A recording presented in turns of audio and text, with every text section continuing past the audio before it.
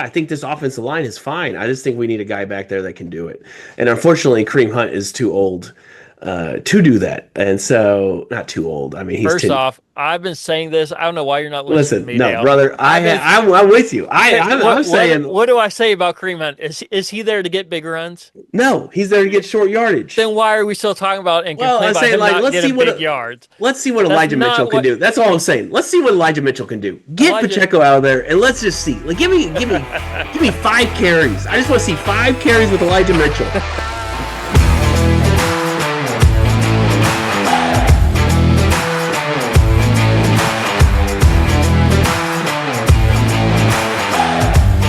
Welcome back to another episode of the Kingdom Korner. We are your host. I'm Andrew, and this is Dale. And we are previewing the Lions game in this episode, talking about how good is this Chiefs offense really? Is this Chiefs defense? Are they going to be giving up more plays after play after play like they did against the Jaguars? Just let teams just bleed them to death. Can we get past all these mental mistakes, Dale? There's just so much going on in this Chiefs team, and all that's going to be addressed and more here in this episode. But before we jump too far into this, we want to remind you, make sure you like, subscribe, share this podcast, leave us a great review. That helps us more than anything. And make sure you're following us on all the social media platforms. So we are on all the major ones. Find us there, follow us, and see all the great content that we put out all the time now. So power of technology is at us, Dale. So hey, what are your initial thoughts on this Lions team? Man, happy Red Friday to you, my friend. It's always good to see you on the other side of the screen. The initial thoughts are, I think I told you, I woke up in a cold sweat this morning thinking about Aiden Hutchinson lining up over Jawan Taylor and getting to Pat, and just wrecking the game, wrecking heaven. But I don't think the Chiefs are as bad as we thought our last episode. I think they might be on the right track. We just need to clean up a few things, and so that's the good news for the Kansas City Chiefs. Bad news for the rest of the league. That's right. So you're saying we may have overreacted just a tiny bit after that loss. Sometimes when we do the podcast the day after the game, it's always not the best, right? It's overreaction. Right. And but no, I think the Chiefs are ready to go. They are in a must-win situation. Or do you think they're in a must-win situation Sunday night? They almost have to be the rest of the way. I mean, think about this. How good do you think the Ravens are going to be this year? They're not going to make the playoffs. The Chiefs are one game ahead of the Ravens. So, and I know it's early in the season still, so I understand that. But my point is, like, some of these other teams already have 2 or 3 games on you, and so you have to start winning some more of these games if you want to start competing. So, so the Chiefs are at 2 wins. The Bills are leading the AFC with 4 wins. They'll play them later on this year in a head-to-head matchup, so that will help a lot, especially if the Chiefs get the win. They have the tiebreaker there, but if they lose that game as well, then all of a sudden, we're that game plus another half game back because of the head-to-head there. And we now don't have the head-to-head win against the Chargers either currently. That could change. We're going to play them again later this year, but there's so many things here that seem to be going against the Chiefs right now. And so I think all these games right now are must-win games. Okay, so a lot of pressure on the Kansas City Chiefs that they're going to that you're putting on them. Yeah, but I agree with you. I think that we have to win out here. Not win out, but if we want the 1 seed and we want to host the AFC Championship game once again, or as it's been changed, the Arrowhead Invitational. If we want to host that, then we got to take care of business. And I think again, like I said earlier, I think they're on the right track of doing that. Right, they're on the right track of changing around and getting better. I mean, go ahead. Well, let me ask you this since you asked that. What are your realistic expectations now for the Chiefs this season? I know we talked about this before the season began, and we both had them, I believe, winning 5 or 15 games and losing 2, right? Or maybe it's 14-3. I have to look at my notes, but either way, we've already hit the 3 loss mark now. That's right. So what are your realistic expectations now that you've seen, a quarter or more of the season? Right. I think it is a uphill battle, right, for the Chiefs. I mean, you kind of went in that how many games everyone is ahead of them right now. And so that is going to be an uphill battle for the Chiefs. But I think where you see the Chargers, they're injured quite a bit. And so I think that they're going to take a step back. So I think really you're chasing the Broncos Oh, it's funny. Who said that that the Broncos were going to be the challenger for the Chiefs? But anyway, so I think I think it's gonna be chasing them and kind of like getting that divisional winning the division, which is huge because that gets you in the playoffs. So yeah, I definitely think the Chiefs get in the playoffs, and then the expectations from there.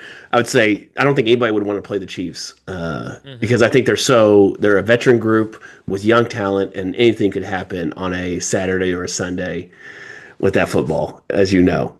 Yeah, and we've talked about this many times already this year, but I think this NFL season and the Mhm. AFC in particular is as wide open as it has ever been in the NFL. I Right. mean, none of these teams look dominant. None of them look like they're unbeatable. Even these teams that look really great, I mean, they're losing games now. So the Bills lost to the Patriots, and maybe the Patriots have something there in Drake May, right? The Ravens Yeah. are a team that everyone thought was going to be great this year, and even when Lamar Jackson was playing, they were losing Right. games because their defense is awful. It's kind of like people say your salary cap doesn't really matter. Well, ask the Ravens how that's working out Yep. for them. So Yep. Yep. Yep. those things do matter. It matters how much you pay players. But even with the Chargers and the Broncos, they're only a game up on the Chiefs. So the Chiefs are 2-3 currently, and those other two teams sit at 3-2. And so they're going to play the Broncos still twice this year. They're going to play Right. the Chargers one more time. And so I think it is very possible, and I even expect the Chiefs to still win the division this year. Right. Yes, these other teams are improving; they're getting better, and they're not going to be easy wins. They weren't easy wins before, No. and they're not going to be any easier this year either. But I do expect the Chiefs to kind of turn around some of those things, which we'll talk about more today as well. But I do expect the Chiefs to still win their division, and at some point, we do have to realize the Chiefs are not going to make the AFC Championship Oh game or the man. Arrowhead Don't. Invitational. Yeah. I'm not saying it's going to be this year. All right. I'm not. Oof. I'm not predicting that. All But right. I will say, if the Chiefs don't clean up some of the mistakes that they've been making so Yeah. far this year, they will not make the AFC Championship game. So Right. they have to clean up some of these things if they want to continue that.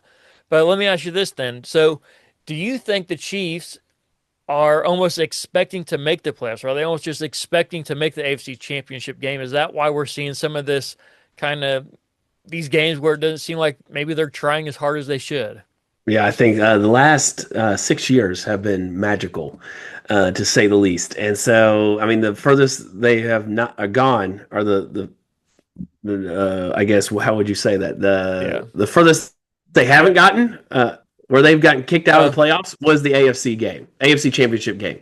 So they have made to the AFC Championship game. That's why we call it the Arrowhead Invitational. yeah. And so I do think like when you walk into the building in the offseason and you're ready to go to training camp, like the goal is the Super Bowl, right? And I think and I don't Right. think that, I mean, I know every team would say that, but realistically, some teams just want to get to the playoffs, right, and be in the playoffs. Right. But I think the legitimate goal for the Kansas City Chiefs is to win the Super Bowl, either to be in it or to win it. And I would say probably to win the Super Bowl because I don't think anyone's like, hey, let's just get there, and let's get blown out, right? No, they Right. want to win the Super Bowl, and so I think yeah, definitely is that's the expectation that I think Andy Reid has, Pat, has, Brett Veach has for the team, Clark Hunt, I think has that expectation that hey, we're going to win the Super Bowl this year. As long as you have 15 back there, we're going to win it.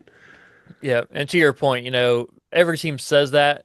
The Chiefs actually mean it because Yeah, if the Jets or say the Bengals or Browns, maybe not the right. Bengals as much, but Browns for sure, Yeah, if they were to get to the playoffs and win one playoff game, their fan bases would be ecstatic, right, right? Maybe the Bengals not as much because of Joe Burrow, but either way, those fan bases would be, outside of themselves if they won a playoff game. right. If we as Chiefs fans and the Chiefs got to the playoffs and only won one game, and say it's even a wild card game, we would feel like that season was a disappointment and a failure. And all Oh those yeah, players would as well. And every player for every team is going to say that, like, if we don't win the Super Bowl, it's a failure. But all those players don't really mean that because they understand where yeah, their team is. I understand they want to win the Super Bowl every year. right, right. That is their goal every year, no matter what team you're on. But realistically, that's not really the expectation every year for them. Right, I think the So Bills' expectation is just to beat Pat. I mean, beat the it Chiefs. it is at this point. If That I mean, they that's their. Yeah, Yeah, if they beat the Chiefs in the playoffs, it'd probably be a successful season for them. So, and I don't want to say it's going to happen, but I'm sure at some point. Some point. I mean, maybe Mahomes is, 43 at that point. I don't know. But at some point it's bound to happen, you'd think. So, but let me do a follow-up question to that too then. All right. So, since you think that the Chiefs are almost expecting to get there, maybe that's why Uh-huh. they're starting slow. Maybe that's why Yeah. they're not doing certain things. So then do the Chiefs have a culture problem? And let me Oh yeah, yeah, okay. I explain see what what I you're mean saying. by Yeah, yeah, that go here. ahead. Do we have a culture problem? Because think about this. We saw from week one, Travis Kelce, when Patrick Mahomes was scrambling around, Travis Kelce was standing there, not even moving on the field to get open. Yeah. We saw week two against the Eagles, Travis Kelce fumble a ball at the goal line, which should have been a Yeah. touchdown, which, turned the game around and legitimately changed the outcome of that game. Yeah. We saw last week against the Jaguars, Chris Jones standing there and watching. I don't know if he just thought that Lawrence was down or not, but we talked about that at length already. But but Yeah. then we also have Harrison Butker, who every game has made some sort of critical mistake, Right. whether missing an extra point or a field goal, or last week kicking it out of bounds on the kickoff. Yeah. And mainly it's a lot of these veteran guys. Those three guys I just mentioned are all veteran guys. So, and I'm not trying to make excuses for them by any means, Right. because that's Right. not my expectation of them either. So, but do we have a culture problem where these even veteran players think that, well, I don't really have to try very hard because we're going to be in the playoffs anyways? Yeah, I think one of the things I think part of Andy Reid's culture is hey, be yourself, show your personality, right? Be who you are. And so I promise you, I would if I had a guess, practice looked a lot different this week for the Kansas City Chiefs, where it was not, hey, we're not dancing, we're not doing all that. We are locked in and we are focused on what we're doing. I think like that's fine to be silly and things like that when you're winning, but when the tape doesn't lie, right? The tape doesn't lie. Yeah. I mean, Chris Jones got blasted, and rightfully so for staying around. Travis Kelce got blasted, and again, he makes that catch 99 out of 100 times in that position. And so, yeah, I do think there is like I'm sure Andy Reid knows that like, hey, we got clean up, especially with the 13 penalties that Yeah. not all of them were like bad, but like we cannot have those, and particularly like those just where it keeps moving the chain on defense, right? We can't have those, and so I'm sure practice looked a lot different this week. And hey, we're gonna focus in on, and I think we'll see a different Chiefs team this week. And so I know the narrative will be, oh, the refs are helping the Chiefs, but I don't think that's true. I think they're going to be, hey, we're going to play more disciplined. We're not going to make mistakes. We're going to let them make mistakes, and we're just going to play our game. Yeah. And I know a lot of people are still on this whole thing that the refs are on the Chiefs side. Yeah, yeah. Let me just address this really quick for you. They're not. But if you really believe that, just stop watching the NFL, honestly, because at Right, this yeah. point, if you think they are, it's WWE. And none That's of these exactly right. players think that. None of Yeah. these players think that the refs are really on the Chiefs side. So, I mean, are there bad calls both ways for every Right. team in every game? Yes, absolutely. And Yeah. fans get upset about that. But that doesn't mean that they're purposely trying to help one team versus the other. So Right. I've had to get that off my chest for all those of you out there who are commenting and sending us messages that the refs are the ones helping the Chiefs out. That is not the case. So, but let's look Man. more specifically at this Lions game. I mean, that's Okay, what we're let's here for, go. right? That's what we're here for. Let's do it. So the Lions are 4-1. They lost in week one and haven't looked back since then. Right. However, let me give you a little taste of what the Lions have done. All Week right. one, they played the Packers and they lost by 14 points. And I understand week one, there's a lot of crazy things that happen.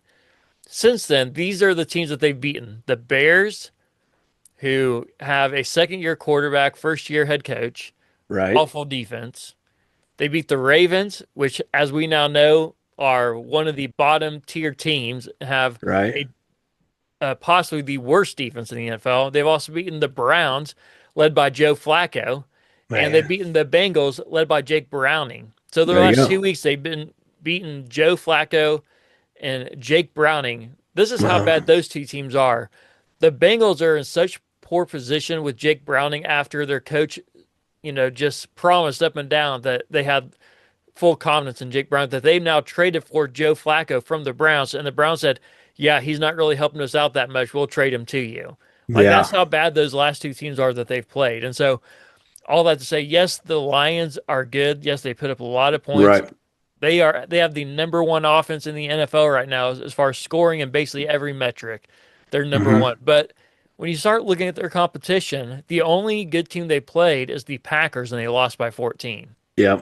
And are the Packers that good? Is the Yeah. question. They lost, so Yeah. and that is also a divisional game, right? And Yes. that's a big thing to where like even when we play the Raiders, Broncos, or Chargers, it's a hard game. It's a hard fought game just because you know each other so well. And so yeah, I think it's going to be interesting to see who really are the Lions. Are they as advertised, or are they pretenders? And so I think we'll find out real quick. But there's something about that Lions team, that two-headed monster.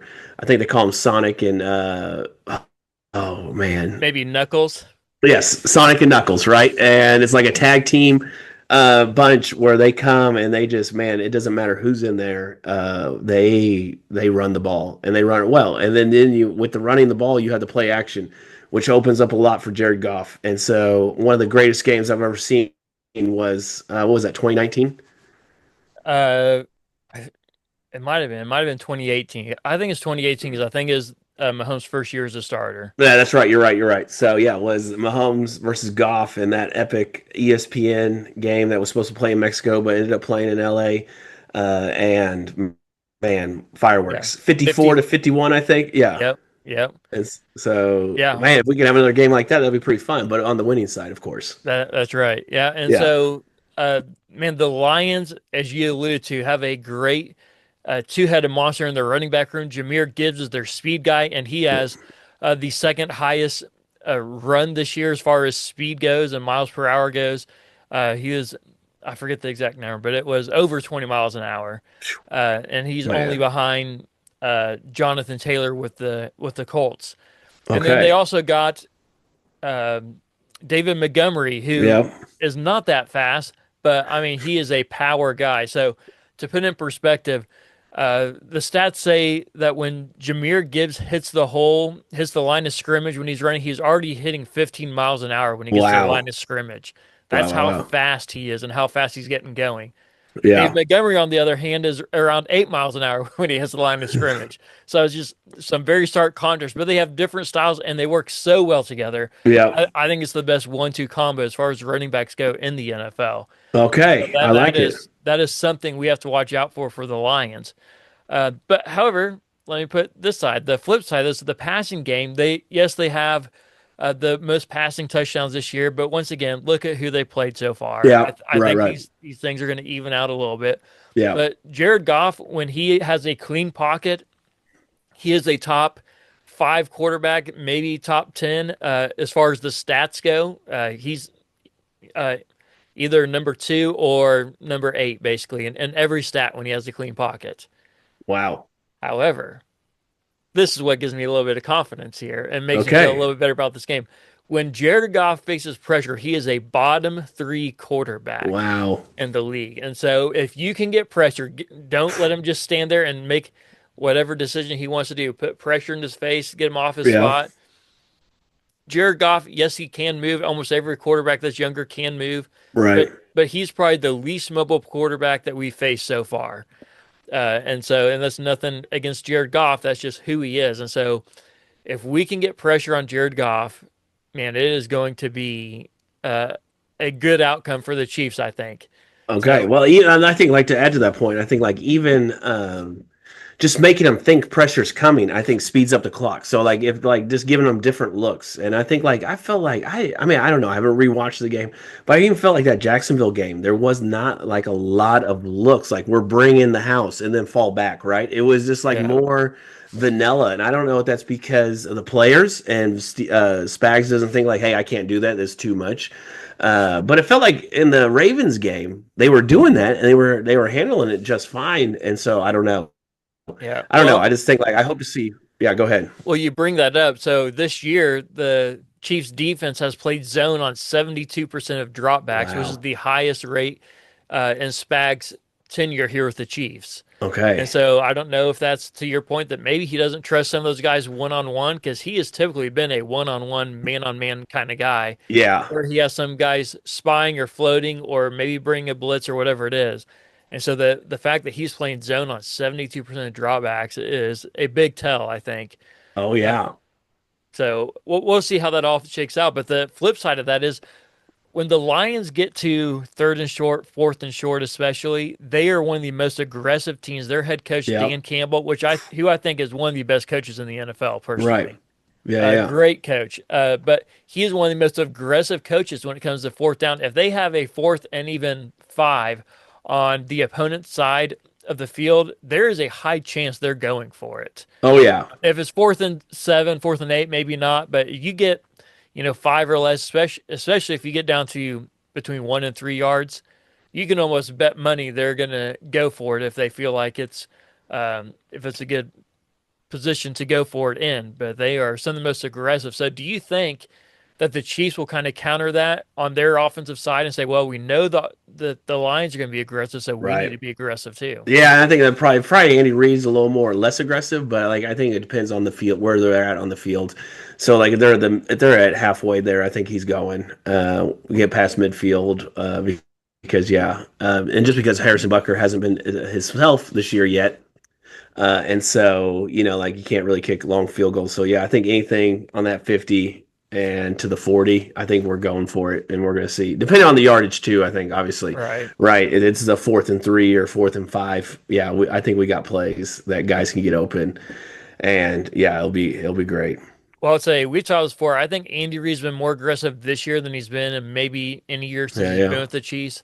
But I still think that if you're 5 or longer, I don't think he's going for it. I think he's looking for a 3rd and shorter than that. So I think if it's more than 3, I don't know that you're going to see him go for it very much, unless it's later in the game or maybe due to the time left in the game or before a half, there's not enough time for the other team to do anything with it.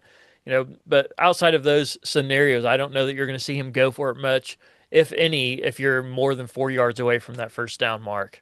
So I could be wrong, but I don't see him doing that just because he has typically not been that aggressive, though he has been more aggressive this year. Right. So, but the other side, we talked about getting Jared Goff off his spot. Chris Jones this year, this is the first year since 2018 that Chris Jones has not led the team in pressures.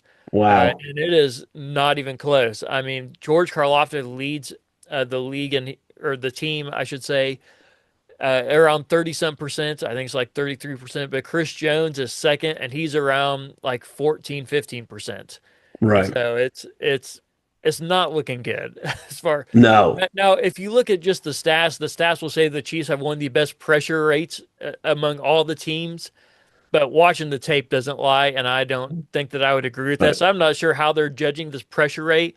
I guess if they throw it and the guy's within 1 yard. But if he's within 1 yard, but he can't even get a hand on you, I don't call that pressure. So no. So I mean, some of these stats don't always tell the whole story. Right, and I think I don't think blitzing should count. Right, blitzing shouldn't count because you're bringing an extra guy in, one more usually than what the offensive line has. So you should get pressure, and so that should be a given. But yeah, I think how is our defensive line? How are they getting pressure? Are they getting pressure? The 4 against 5, right? Are they getting pressure to knock quarterbacks off their spot? And like you said, the tape doesn't lie. I mean, at least with Trevor Lawrence, it seemed like he had all day and had wide open lanes to tuck the ball down and run. I mean, he murdered us on his scrambling, and I think really was probably the big difference in that game. Yeah, I don't disagree with you at all. So he tore the defense up, and seemed like I mean, I know they sacked him 3 times, but man, it seemed like if there's a lane there and nobody's open, he was just gone. And I don't understand still why we didn't put a spy on him eventually and just say, you know what, we're not going to let him keep running on us, because right. And that's what ended up beating us in the end too, was him scrambling on us. And so once again, I was saying at halftime, like, why are we not spying this guy? And we get down to the very last play of their offense for the entire game, and we still don't have a spy, and they win because of it. So I'm not saying I know more than Spags by any means, but maybe sometime he should call me. So there you go. There you go. Yeah, yeah. That guy has forgotten more football than we could ever imagine knowing. yes, yes, absolutely, So, absolutely. now this Lions secondary, I think the Chiefs need to take advantage of, right? This Lions secondary Yeah. is not very good.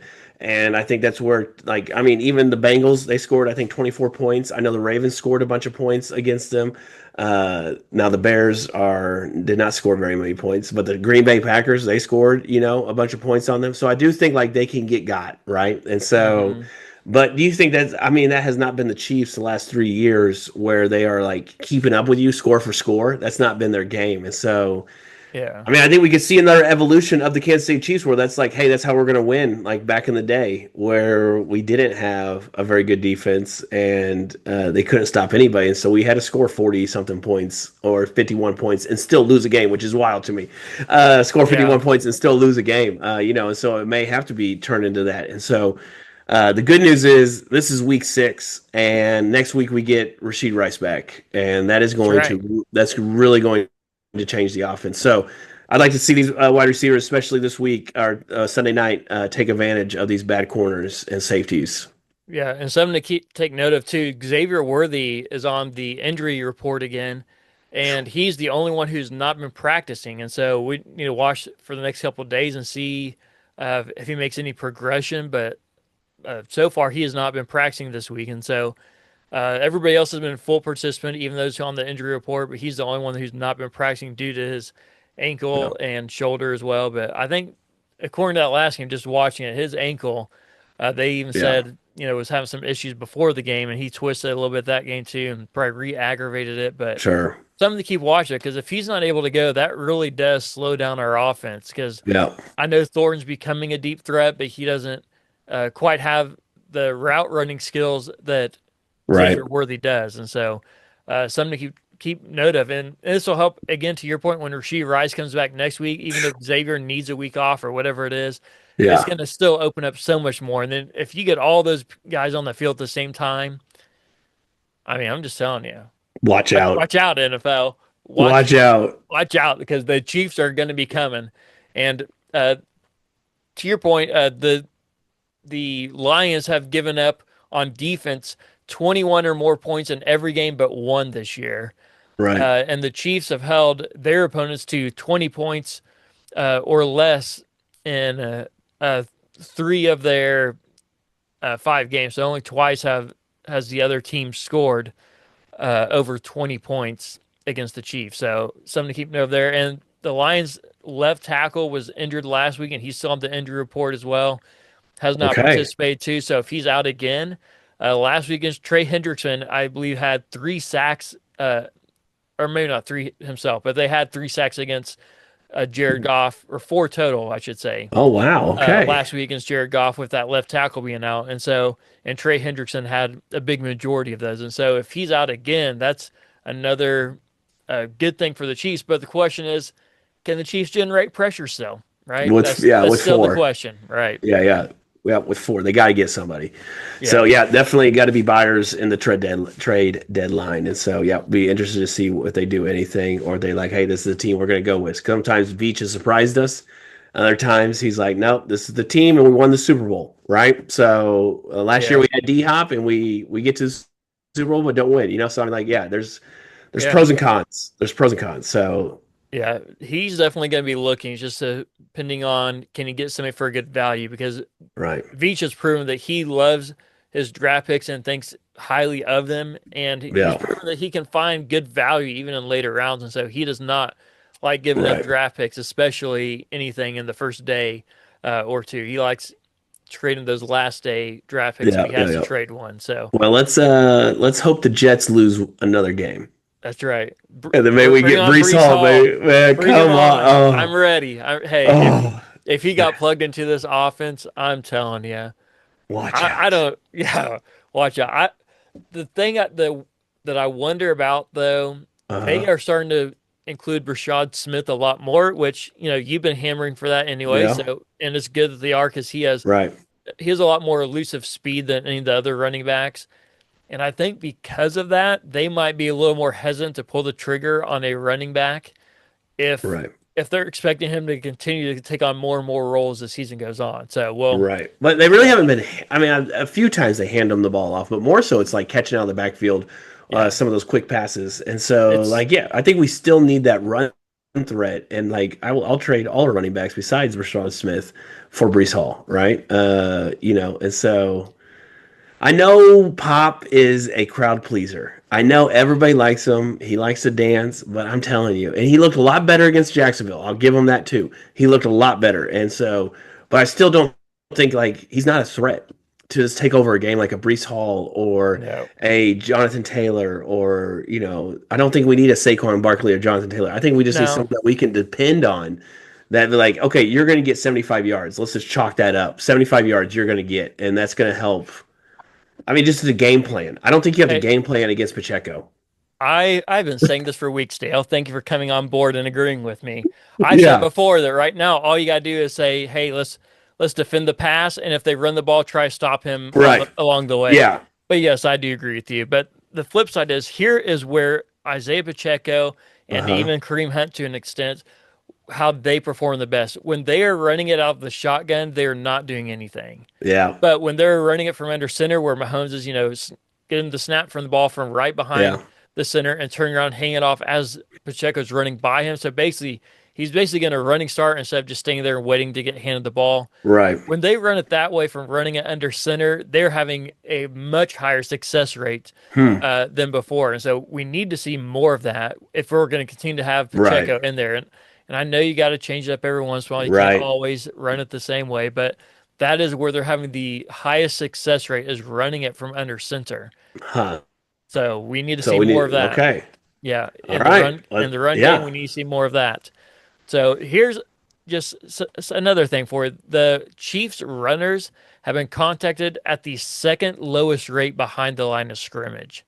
Okay. Across the entire info, which is great. Means your offensive line is holding up. The problem is they're like sixth lowest for expected yards after you get towards that point. So the math isn't mathing, basically. Man, yeah. According to these stats, you should be getting more yards than some of these other guys, but you're just not seeing the whole Pacheco, right? Well, and I think you saw that Monday night, right, where Pacheco did see the hole, and he did get a bunch of good yards, right? And like I think that was where, like, I think this offensive line is fine. I just think we need a guy back there that can do it. And unfortunately, Kareem Hunt is too old to do that, and so not too old. I mean, he's first off, I've been saying this. I don't know why you're not listening to me. No, Dale. brother, I'm with you. I'm saying. What do I say about Kareem Hunt? Is he there to get big runs? No, he's there to get short yardage. Then why are we still talking about and complaining about him not getting big yards? Let's see what Elijah Mitchell can do. That's all I'm saying. Let's see what Elijah Mitchell can do. Get Pacheco out of there, and let's just see. Like, give me 5 carries. I just want to see 5 carries with Elijah Mitchell to see what he can do. Hey, you can say that all you want. Elijah Mitchell's not coming, Pad. I know. He's not coming. It's just, it drives me nuts. All right? It drives me nuts. We got a guy. I just want to see what he can do. And why don't we just trade Elijah Mitchell? Exactly. Because I think they're worried Pop's going to get hurt. And I think they want to have him on reserve. But I think, like, hey, let's just see. Let's put a little pressure on Pacheco. That's all I'm saying. Put a little pressure. Maybe have a little thought where hey, I need to run a little harder because this guy might take my job.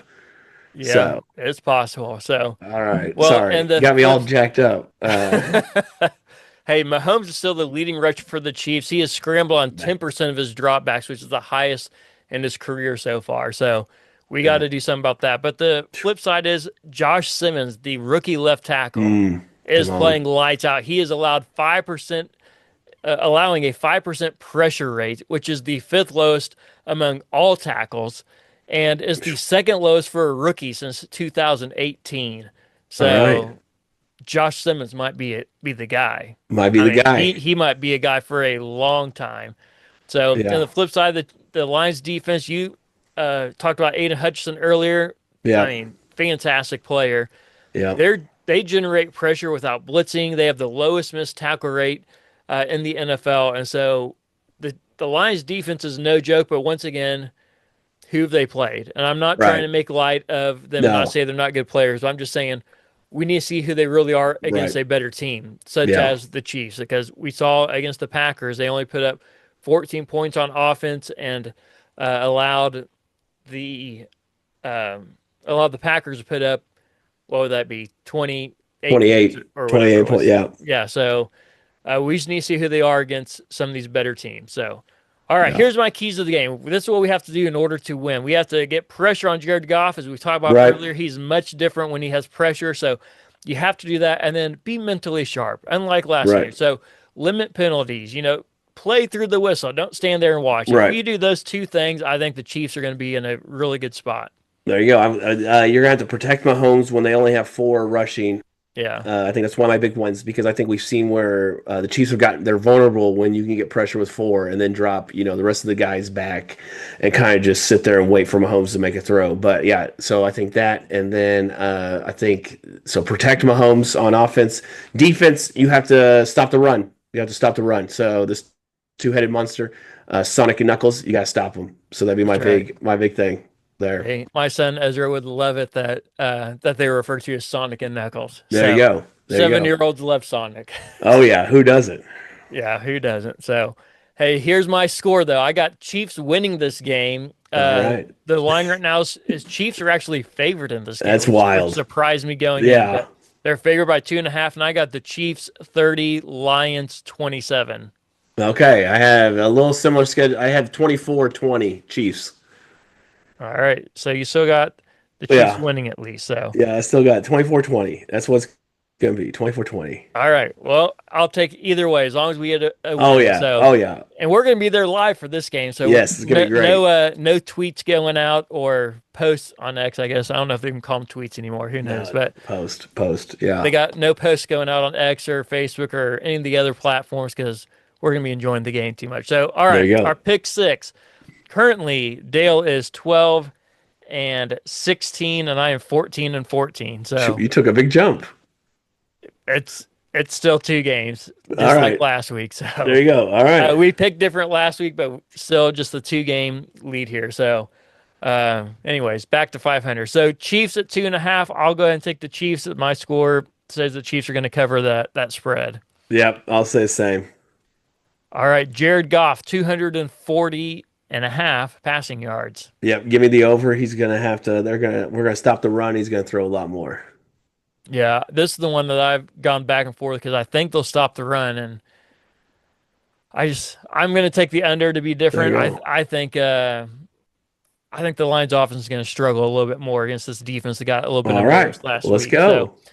So, Amon-Ra St. Brown. Man, the best, we didn't even talk about him, but the best wide receiver on the team, probably top 5 receiver in the NFL, 70.5 yards. I'm going to take the under on that. They're going to hold him to less than that. All right, because he's throwing 240. He's got to throw to somebody, so give me the over. All right. Jamar Gibbs rushing and receiving combined yards, 104.5. Under. Give me the under for sure. Yeah, I'll take the under as well, as I said before. I think they're going to stop him. So Kareem Hunt to get a touchdown. I'll go ahead and take that. I think they'll get close and punch it in with him. Yeah. Give me the over. He's going to get 2. No, he's going to get 1. All right. At least 1. He got 2 last week, so it's possible. All right. Total points, 52.5. Give me the under. All right. I'm going to take the over. I think it's going to be, well, with my score prediction, it's going to be over anyway. So, all right. Well, let's see what happens and see who comes out on top this week. So we're pulling for a Chiefs victory. Yep. Man, we think it's going to be a great game. Don't be too scared by the Lions. Yes, they're a great team. Yes, they're a team to take note of, but they haven't played as many teams as maybe some might think, as many good teams. So, anyways, all that to say, come cheer for the Chiefs this weekend for Sunday Night Football in Arrowhead Stadium against the Detroit Lions. Thanks for joining us this episode of the Kingdom Korner. You can get your own super soft tee or hoodie with the Kingdom Korner logo on it at ohheythreads.com. You can get it for only $5 using the code kkpodcast, Kingdom Korner Podcast. They're at ohheythreads.com. So we'll see you next time right here in the Kingdom Korner.